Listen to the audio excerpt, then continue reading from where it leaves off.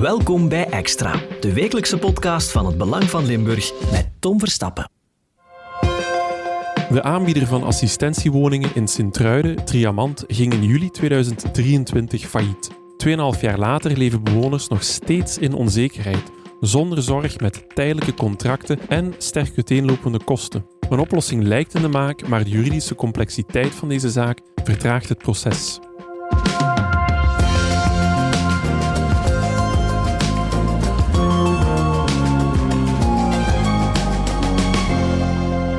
Dag Thomas Jansen, jij volgt deze zaak voor ons op als journalist voor het Belang van Limburg. Het is een zaak die al een tijd meegaat rond Triamant. Het is best wel ingewikkeld met assistentiewoningen in Sint-Truiden. Talloze vennootschappen, talloze gedupeerden. Jij ging onlangs nog eens terug naar Sint-Truiden om met de bewoners te babbelen. Hoe ging het eigenlijk met hun? Wel, ja, dat klopt. Ik ben nog eens in Velm geweest, een deelgemeente of een gehucht van Sint-Truiden. Ik was er natuurlijk niet toevallig. Het was niet dat ik er even op visite ging, maar we waren getipt door een familielid van iemand die daar nog woont, ja, dat er toch nog wel iets aan de hand is. Je moet weten, daar woonden nog een 20-tal bewoners, maar destijds, meer dan 2,5 jaar geleden, waren dat er veel meer, want daar zijn 123 assistentiewoningen. Dus ja, als ik dan zeg 20-tal bewoners, dan weet je ook dat daar eigenlijk nog een verlaten boel is, zeg maar. En ja, we waren dus getipt, omdat daar, je zou verwachten dat die mensen ongeveer evenveel betalen. Die flats zijn min of meer even groot. Niet allemaal exact natuurlijk, maar daar zit wat verschil op, maar niet gigantisch. Maar ja, wij hoorden daar heel verschillende bedragen die zij moesten betalen om daar te blijven wonen. Dat gaat van €600 tot €2680. Dat laatste bedrag is gewoon waanzinnig. Hè? Ze weten dat dat eigenlijk maar gewone flats zijn. Ja, dat ligt heel ver uit elkaar natuurlijk. En daar schrijf je ook in het stuk dat op 19 december verschenen is, op vrijdag. Nu, het is een heel erg moeilijke situatie waar dat die mensen in zitten. Hoe komen we eigenlijk in deze situatie terecht? Ja, dan moeten we ver terug. Dan moeten we zeker 2,5 jaar terug. Toen is de woon- en zorgbuurt Triamant, die is failliet gegaan. Nu, Triamant, dat was, ik zei het al, een woon- en zorgbuurt, maar dat was toch wel een vrij uniek gegeven. Het idee daar was dat ouderen niet geïsoleerd oud mogen worden, zoals we dat soms wel eens zien in woonzorgcentra, maar dat zij moeten actief blijven, een beetje wat wij ook doen met Lang Leven de Limburgers. Dat idee zat daar ook achter, actief blijven, verbinding. En bijvoorbeeld op die site was ook het idee om daar ook jonge mensen te laten wonen en die met elkaar in contact te brengen. Ik herinner me bijvoorbeeld dat ik in, ik denk 2017 nog, in Triamant in Velm geweest ben, toen alles daar nog zeer, zeer goed ging. Omdat ze daar een project hadden rond pennenvrienden. Dus leerlingen van de lagere school werden gekoppeld aan een bejaarde, aan een oudere persoon die in Triamant woonde. En daar ontstond dan een briefcorrespondentie. En dat was eigenlijk een heel mooi project, want bij sommigen doofde dat uit, maar bij sommigen bleef dat ook naast dat project nog leven en die bleven elkaar brieven schrijven. Dus om maar te zeggen, dat was het idee, dat was allemaal heel, heel, heel mooi. Maar ja, vrij plots eigenlijk kwam daar een grote verrassing, namelijk een faillissement van één van de vennootschappen van Triamant. Daar kom ik zelfs nog even op terug. Maar dat was Curamant, die ging failliet. En ja, dat werd meteen ook duidelijk dat dat voor Triamant gevolgen had. En eigenlijk eind juni, begin juli 2023 zijn al die vennootschappen als een soort rijtje dominoblokjes omgevallen, het ene na het andere. Waardoor, op goed 2 weken tijd waren al die vennootschappen failliet. En ik zeg het al, dat was echt een kluwe van vennootschappen. Het was echt heel moeilijk om te achterhalen welke vennootschap nu precies wat deed. Maar één van die vennootschappen, dat was Patrie Velm. En die waren eigenlijk verantwoordelijk voor de site in Velm. Het zit ook in het woord natuurlijk. Ik zeg het, er waren 123 assistentiewoningen. Daar zaten op dat moment 165 bewoners. Maar Patrie Velm, die stonden eigenlijk in voor het feit dat die mensen daar konden wonen. Want dat moeten we misschien nog even duiden. Het gaat inderdaad over woonplaatsen voor die mensen, maar ook zeer specifiek. Naast het feit dat ze er woonden, werd er ook een zorgcomponent aan. Het gaat dus om assistentiewoningen. Het woord zegt het zelf, assistentie en woningen. Maar door het faillissement van die verschillende vennootschappen was daar eigenlijk van assistentie of zorg totaal geen sprake meer. Want ik herinner mij nog, ik denk het eerste weekend van juli in 23 kwam er een persbericht van de stad Sint-Truiden. Die hadden daar samen met het departement Zorg een inspectie gedaan. En die spraken toen zelfs over mensonterende en levensbedreigende omstandigheden. Nu, achteraf bekeken denk ik dat we dat met een klein korreltje zout moeten nemen, omdat het was inderdaad een feit dat daar bijvoorbeeld geen eten meer voorzien was voor de dagen daarna. Het was ook zo dat de nooddienst, de noodknop zeg maar, voor mensen die 's nachts of overdag in de problemen komen, die dringend medische hulp nodig hebben, die was niet meer bemand of die werkte niet meer. Mensen kregen daar geen reactie meer op. Maar het was niet zo dat daar echt schrijnende taferelen waren. Daar moeten we misschien wel bij zeggen. Maar in ieder geval, ja, het was daar wel paniek op dat moment. Je zit daar met 165 mensen die daar wonen. Heel wat mensen met een zorgbehoefte die niet meer beantwoord wordt. Die hebben heel snel elders onderdak moeten zoeken. Of het was daar toen wel echt alle hens aan dek. En op dat moment, de vennootschap Patrivelum, je haalt dat zelf even aan, ja, die zijn geen eigenaar eigenlijk van de assistentiewoningen, maar ze treden meer op als een soort van uitbater. En ze hebben erfpacht. Ja, dat zijn moeilijke woorden, Thomas. Wat wil dat eigenlijk zeggen? Ja, ik zeg het is een heel complex, het is een kluwe van vennootschappen daar, maar ik ga het proberen simpel te schetsen. Die site, dat is eigenlijk het voormalige kasteel van Peten in Vellum. Dat is een heel mooie site. En dat is natuurlijk ook een gigantisch dure site. Triamant is wel een redelijk groot bedrijf, zeg maar niet in die mate dat zij die site konden kopen. Dus wat is daar gebeurd? Etias, die hebben in 2012 36 miljoen euro op tafel gelegd om een deel van die site te kopen. En die hebben het dan doorgegeven aan Triamant via een soort erfpacht. Dus Triamant mag het gebruiken, maar de eigendom blijft bij Etias. En die hebben dat samen gedaan met PNV. Dus Etias die hebben voor 2/3 zijn die eigenaar en PNV voor de resterende 1/3. Ja, en het is eigenlijk ook door het faillissement dat men alle contracten met de huurders op dat moment ook is gaan moeten herzien, want, zoals we al aangaven, die zorgcomponent viel plots volledig weg. Ja, plus die mensen die hadden een soort verblijfsovereenkomst, zeg maar, met Patrivelum. Maar Patrivelum was failliet en je kan niet, simpel gezegd, je kan niet huren bij iemand die failliet is. Dus wat gebeurt er dan? Er komt een curator.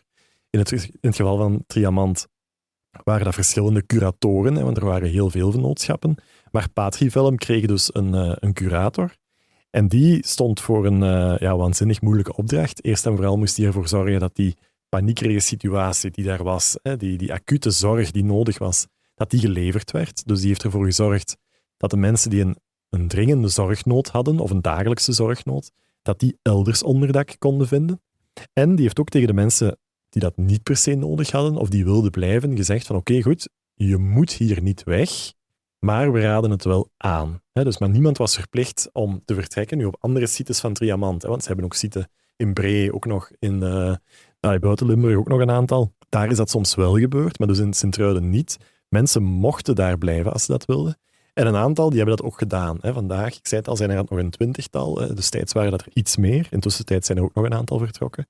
Maar in ieder geval, op 12 juli 2023 werden al die verblijfsovereenkomsten met Triamant, die werden verbroken. Want ik zeg het, er was geen verhuurder meer. Patrivelum was failliet. En vanaf dat moment, dat is een gebruikelijke gang van zaken, de bewoners die wilden blijven, die moesten een bezettingsvergoeding betalen aan de curator. Dat is een soort tijdelijke oplossing, want natuurlijk, je kan daar niet gratis blijven wonen. En ja, natuurlijk, in die nieuwe situatie viel de zorg wel weg. Dus men heeft die verblijfscontracten omgezet naar een soort bezettingsvergoeding. En om nu even te vergelijken, zo'n bezettingsvergoeding wordt bijvoorbeeld ook gedaan, stel dat je een huis koopt elders, maar je wil nog even, omdat het huis nog niet klaar is of omdat het nog niet beschikbaar is, in je eigen huis blijven wonen, ook al heb je dat ook al verkocht. Dan kan het bijvoorbeeld zijn dat jouw nieuwe kopers, de mensen die in jouw huis gaan wonen, die zeggen oké, je mag nog even blijven, het is eigenlijk al van ons, maar we spreken een bezettingsvergoeding af voor die tijdelijke situatie, om die even te overbruggen. Het zou ook nog wel gek zijn als je daar een huurcontract voor moet opstellen, want dat is dan weer met termijnen en dergelijke. Dus dat is nu maar een voorbeeldje van zo'n bezettingsvergoeding. Daarvoor wordt dat gebruikt. En het idee erachter eigenlijk is om een korte periode te kunnen overbruggen. Ik veronderstel dat men ook andere prijsafspraken gemaakt heeft dan. Wel ja, je komt dus in een situatie, die mensen hadden een verblijfsovereenkomst bij Triamant. Daar betaalden zij een bedrag.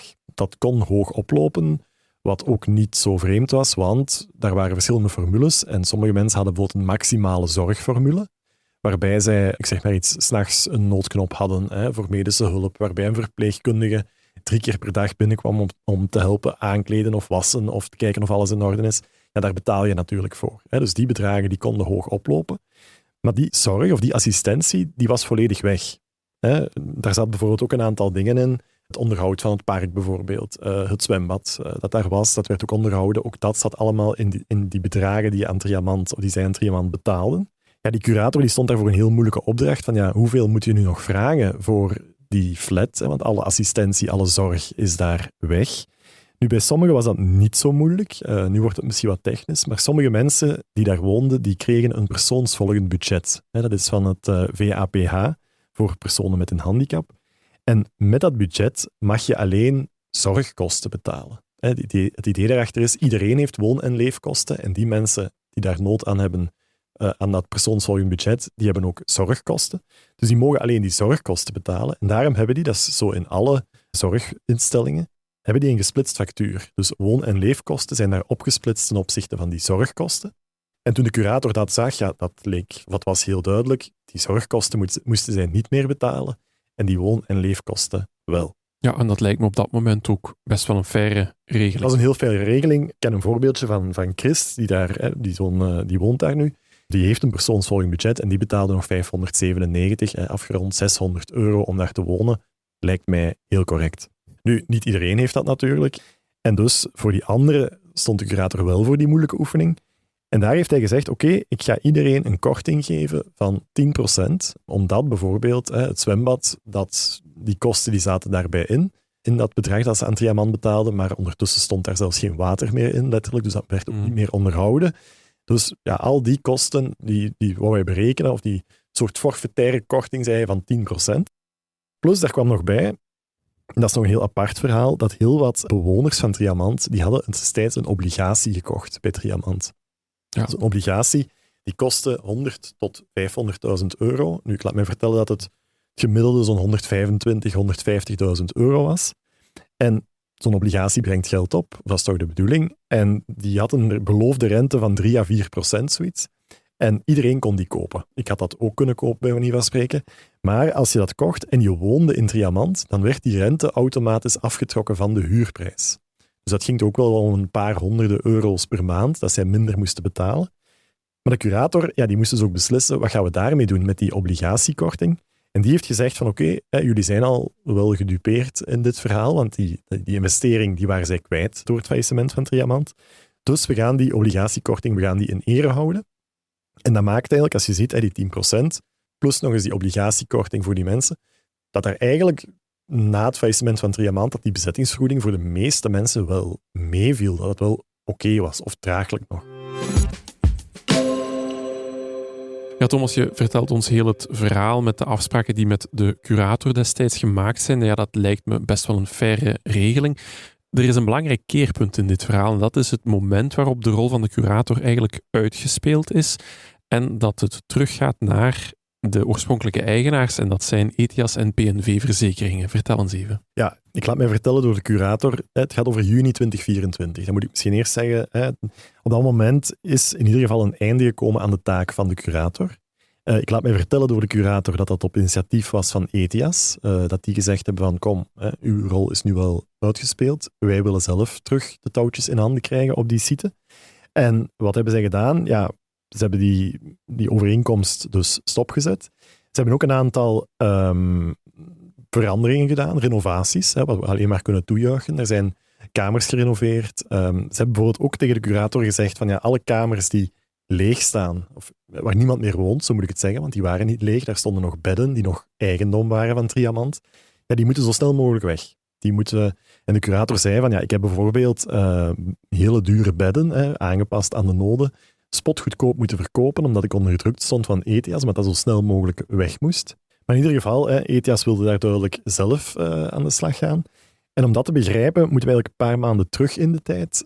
Ik herinner mij nog, het was bijna dag op dag 2 jaar geleden. Het was net voor Kerstmis 2023. En de bewoners van Triamant, die werden toch wel wat ongerust. We hadden een zwaar jaar achter de rug, zeg maar, met dat faillissement in de zomer.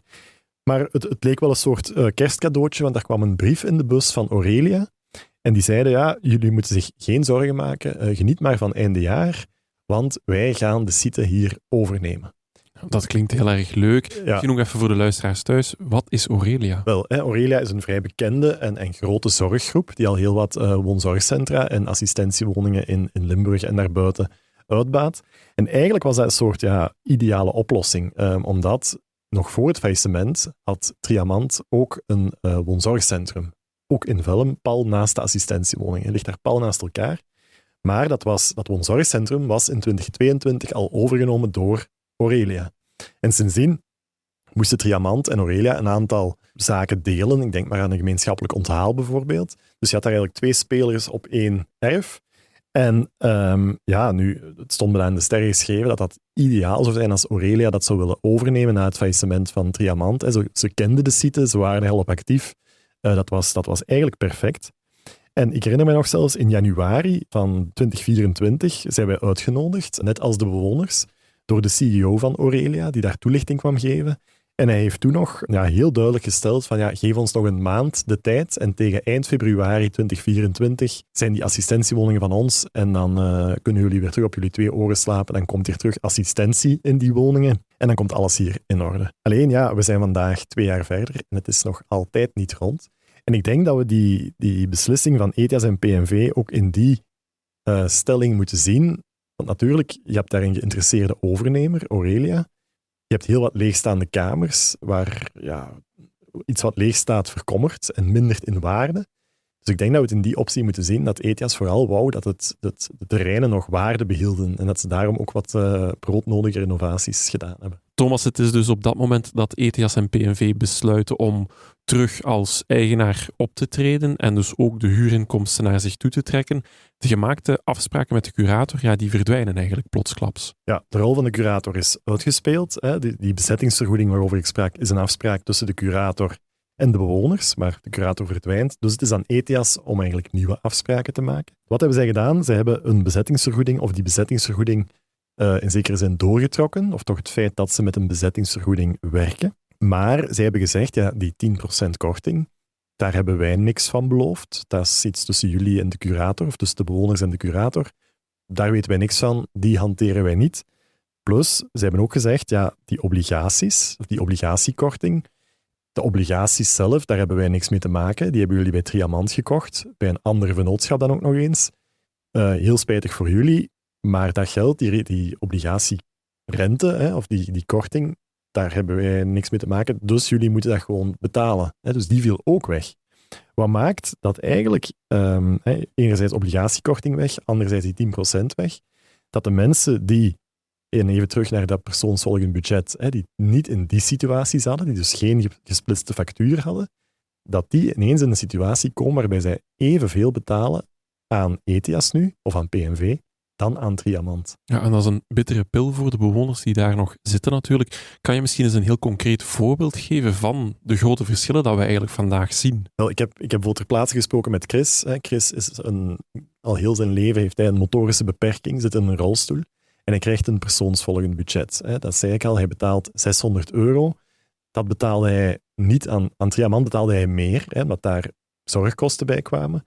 Aan de curator betaalde hij €600 en dat is zo gebleven. Dus als iemand die €600 betaalt.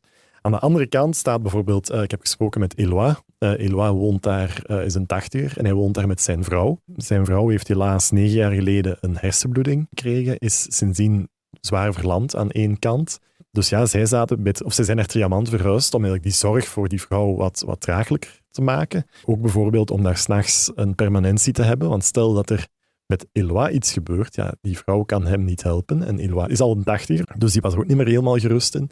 Dus Triamant leek voor hem een ideale oplossing. Hij heeft zijn huis verkocht. Hij had daar alle zorg genomen die hij maar kon. En hij betaalt dus €2680 per maand. En hij betaalt die nu vandaag aan ETIAS nog altijd. Dat is hetzelfde bedrag. Het gaat misschien om een paar tientallen euro's minder of meer, dat weet ik nu niet. Maar het komt op hetzelfde neer. Maar in dat bedrag zit eigenlijk nog die medische zorg, die daar nu totaal niet meer is. En om nu terug te komen op die permanentie 's nachts, die neemt hij nu via het Wit-Gele Kruis, extern. Dus daar betaalt hij nog eens extra voor. Wat eigenlijk gewoon waanzinnig is. Ja, dus die kosten lopen eigenlijk al maar op voor die bewoners. Nu, we zitten in de laatste weken van 2025. De hele overgangssituatie is eigenlijk in het leven geroepen om snel een overgang te maken. Ja, staan we toe, Thomas, om te zeggen, we zijn toch wel een heel eind opgeschoten en we zitten nog altijd in deze tijdelijke regeling. Ja, dat veroorzaakt heel veel vrevel, toch? Ja, absoluut. Zoals ik zeg, het gaat om een bezettingsvergoeding en dat dient eigenlijk voor tijdelijke situaties. Ik ga er wel vanuit dat ETIAS echt wel op het moment dat zij die bezettingsvergoeding verder gezet hebben. Hè, dus in juni 2024. Dat zij op dat moment van uitgingen dat die overname door Aurelia, dat echt nakend was. Hè. Ik denk dat ik al 3 of 4 artikels geschreven heb, waarin dat we konden zeggen van ja, nu is het wel rond. Hè. Nog een paar weken en nu komt het rond. Maar het is nog altijd niet zo. Hè. En dat heeft vooral te maken met het feit dat het een gigantisch complex dossier is. Zo hoor ik bij alle partijen, zowel bij Aurelia als bij Ethias, als bij de curator. De mensen van Triamant die hebben daar een kluwen aan vennootschappen, ik gebruikte het woord al, opgericht met erfpacht op erfpacht, dat er niemand er eigenlijk nog aan uit kan. En dat kluwen moet eerst ontward worden voordat daar een overname kan zijn. Ja, en Thomas, hoe reageren de bewoners dan op deze situatie? Ja, hoe langer dat dit duurt, hoe bozer dat zij worden. We moeten ook eerlijk zijn. Ik hoor ook zowel van bewoners als van Ethias en PNV dat er verschillende mensen zijn die het betalen deels of volledig gestaakt hebben, die dus geen of minder betalen dan dat ze eigenlijk zouden moeten betalen. Nu, Ethias heeft wel een aantal aanmaningsbrieven gestuurd. Er is wat discussie over hoeveel aanmaningsbrieven, maar het is minstens 1, laat ik het daarop houden. Maar zij hebben ook aan mij laten weten van ja, wij gaan wel aanmaningsbrieven sturen, omdat we dat verplicht zijn als instelling. Maar voorlopig gaan we daar niet echt verdere stappen in ondernemen. Wat ook wel een vreemd signaal is natuurlijk. Ja, men gedoogt het eigenlijk. Ja, maar goed, wat wil dat dan nu zeggen voor de bewoners? Hè? Moeten ze nog betalen? Moeten ze niet betalen? Het is allemaal heel moeilijk eigenlijk. Ja, Thomas, hoe moet het nu verder? Want je liet natuurlijk de naam van Aurelia al vallen. Zij zijn al lange tijd in gesprek met Ethias en PNV. Ja, wat mogen we eigenlijk verwachten? Goh, ja, waar staan we nu? Ik zeg het duurt al 2 jaar en ik denk dat Aurelia echt wel de intentie heeft om Triamant, als ik het zo nog mag noemen, over te nemen, om die site over te nemen. Maar ja, we zijn er al heel vaak dichtbij geweest. Hè. Om nog 1 voorbeeldje te geven. In juli hadden wij hier het idee om een artikel te maken. Hoe is de situatie in Triamant 2 jaar na het faillissement? Ik ben toen ook daar geweest. Ja, toen was er echt sprake van een heel nakende overname. Daar waren appartementen ingericht als kijkwoning, zodat mensen zouden kunnen komen kijken. Dat was door Aurelia gedaan. Dus ik had echt het gevoel, dit komt rond. En het werd zelfs gezegd vanaf 1 september. En het zou Haspengouws goed gaan heten. Hè, om maar te zeggen, zo concreet was het. Maar uiteindelijk is het dan toch weer niet doorgegaan. Is er dan toch weer ergens iets opgedoken wellicht, wat dan de complexiteit van het dossier nog moeilijker heeft gemaakt dan het al was, denk ik. Het heeft inderdaad te maken, je haalde dat er net even aan, het is juridisch zodanig complex. Dat heeft dan vooral te maken met alle structuren, vennootschappen die dat destijds onder Triamant zijn opgericht, als ik het goed begrijp. Ja. Ik heb het eens gevraagd aan de curator, van ja, kan je mij nu eens uitleggen wat er eigenlijk aan de hand is? En hij zei, ja, eigenlijk kan maar 1 iemand dat uitleggen, en dat is Jo Robrechts zelf. En Jo Robrechts was de grote baas van Triamant. Maar die heeft daar echt een structuur gecreëerd. Ik laat me vertellen, een erfpacht op een erfpacht op een erfpacht, bij manier van spreken. Dat eigenlijk niemand er nog aan uit kan. En dat is het kluwen waar men nu mee zit. En weten we eigenlijk waarom dat gebeurd is? Goh, ik denk dat dat vooral was om heel veel achterpoortjes te vinden, om bepaalde dingen te omzeilen. Als je een assistentiewoning wil uitbaten, dan ben je gebonden aan een aantal voorwaarden door het departement Zorg. Daar zijn een aantal eisen die er moeten zijn om van een assistentiewoning te kunnen spreken. Alleen heeft Robrechts of Triamant een situatie gecreëerd waarbij je eigenlijk op papier een woning had en waarbij je daarnaast zorg inkocht. Net zoals je dat op de reguliere of de private markt zou kunnen doen. Je kan ergens een appartementje huren en extern een verpleegkundige laten langskomen. En eigenlijk was het op papier ook dat. Dus we spreken hier wel van assistentiewoningen, maar in het kluwen was het veel ingewikkelder dan dat. En net om aan die regelgeving rond assistentiewoningen, om die te omzeilen. Ja, een hele constructie waar toch wel wat vraagtekens bij te plaatsen zijn. Thomas, jij sprak ook met de mensen van Aurelia. Hoe zien zij deze situatie eigenlijk verder evolueren? Ja, ik heb met een nieuwe CEO, moet ik zeggen, want ze hebben daar een nieuwe CEO gesproken. En die betreurt natuurlijk ook heel die situatie, maar heeft er opnieuw een termijn op geplakt. Hij zei mij tussen maart en juni, en dan zitten we aan het einde van kwartaal 1 en aan het begin van kwartaal 2, zoals het dan heet, wil hij toch wel dat er echt witte rook komt. Ik heb ook gevraagd of ik hem daarop mocht citeren, omdat het alweer een nieuwe termijn is. En dat was geen probleem, zei hij. Dus laten we hopen dat het dit keer menens is. Ja, dus tussen maart en juni 2026 gaan we dit afgerond zien. Je kent het dossier ondertussen zeer goed, Thomas. Ja, acht je dit haalbaar? Ik durf mij daar eigenlijk nog heel weinig in laten vertellen, omdat ik zeg het... Ik denk dat we al 3 of 4 keer geschreven hebben dat het rond was. Zeker in de zomer was het heel, heel concreet. Toen zijn we er zelfs geweest. Ik ging er eerlijk gezegd zelfs vanuit in september en oktober dat het rond was. Omdat het toen zo concreet was. En ik hoor daar niks meer van. En dan denk je al snel, je bent met andere dingen bezig hier op de redactie. En dan denk je al snel van, dat zal wel gegaan zijn zoals ze toen gezegd hebben.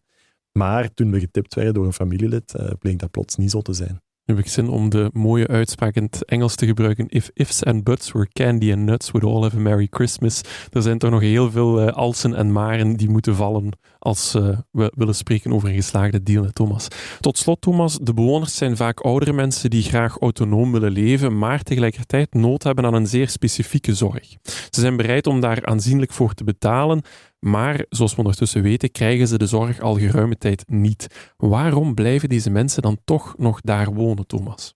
Ik denk dat dat een heel belangrijke vraag is. Ik heb me die ook gesteld. Als je hoort dat iemand van 80 plus, een koppel, dat die €2680 moet betalen voor een flatje. Ik ben er geweest en ik noem het een flatje. Het is perfect in orde, daar niet van, maar het is niet gigantisch groot. Dan is mijn eerste vraag ook, waarom blijven die hier? Maar eigenlijk hebben ze mij het antwoord gegeven zonder daar rechtstreeks op te antwoorden. Toen wij daar waren en we gingen bij iemand op bezoek, dan bleef de deur openstaan en dus je kon er vrij zeker van zijn dat er wel iemand kwam kloppen, iemand van de andere bewoners, die kwam vragen van, zeg, de frietjesavond vanavond, die gaat toch door? Of ik herinner mij ook nog bijvoorbeeld dat ik iemand gebeld had met de vraag van, of gezegd had van, wij komen langs, ben jij thuis op dat moment? En een goed half uur later belde ik een andere bewoner en die nam op en die zei, jij komt langs straks en ik ben ook thuis. Dus die wisten dat al van elkaar. Om maar te zeggen, je moet dat voorstellen als een heel groot doolhof. Voor mij is dat nog altijd een doolhof. Ik ben er al een aantal keer geweest. Allemaal gangen, allemaal appartementen en waarvan er nog een aantal bewoond zijn. Er zijn mensen bij die op een gang wonen waar vroeger 13, 14 mensen woonden en zij wonen daar nu helemaal alleen op die gang. Om maar te zeggen hoe de sfeer daar is. Maar toch vinden die elkaar. Die gaan bij elkaar op bezoek. Die hebben ook in dit verhaal heel veel steun aan elkaar. Dus dat is eigenlijk de eerste reden. Dat is dat groepsgevoel wat daar is. Die hebben samen wel iets meegemaakt. Die zijn door een dal gegaan, dat kunnen we wel zeggen, denk ik. Die hebben volhard, die zijn daar gebleven. Dus dat smeet een band en dat gaat nooit meer weg, denk ik. Ja, een soort van sociale cohesie tussen lotgenoten. Ja. En dan is er nog een tweede reden. En ik denk dat dus wat ik nu verteld heb, gaat eigenlijk over het niet willen. Waarom ze niet weg willen. Maar er is ook nog zoiets als het niet kunnen. Er zijn mensen bij met een zorgnood, met een heel specifieke zorgnood. Die kamers zijn aangepast aan rolstoelgebruikers bijvoorbeeld. Als die op de private huurmarkt iets moeten gaan zoeken, dat is niet zo evident. Om dan een huurwoning te gaan vinden of zelfs nog iets te kopen op die leeftijd, dat is allemaal niet zo evident. Dus dan zit je met het verhaal dat ze eigenlijk niet per se weg kunnen. Maar ik denk dat in dit geval vooral dat groepsgevoel de grootste factor is. Ik ga nog één iemand citeren, hij wou niet dat ik zijn naam gebruikte, maar die zei mij, ik heb gekozen voor Triamant en ik zal sterven in Triamant. En daar kan ETIAS of PNV niks aan veranderen. Ja, vastberadenheid. Ja, klopt. Thomas, ik onthoud vooral dat de juridische complexiteit de zaak enorm vertraagt, maar we hopen natuurlijk op een snel en vooral duurzame oplossing voor de bewoners. Jij blijft het voor ons volgen, Thomas, en wil je thuis de stukken van Thomas lezen, dan kan dat via de HBVL-app. Dit is ook de laatste extra aflevering van 2025. Een oprechte dankjewel aan iedereen bij Het Belang van Limburg voor het afgelopen seizoen en uiteraard ook aan u, onze trouwe luisteraar thuis. Namens Het Belang van Limburg wens ik je ook een warm eindejaar toe en we horen elkaar terug in januari 2026. Dit was Extra, de wekelijkse podcast van Het Belang van Limburg. Bedankt voor het luisteren. De credits van deze podcast vind je op hbvl.be of in de HBVL Nieuws app.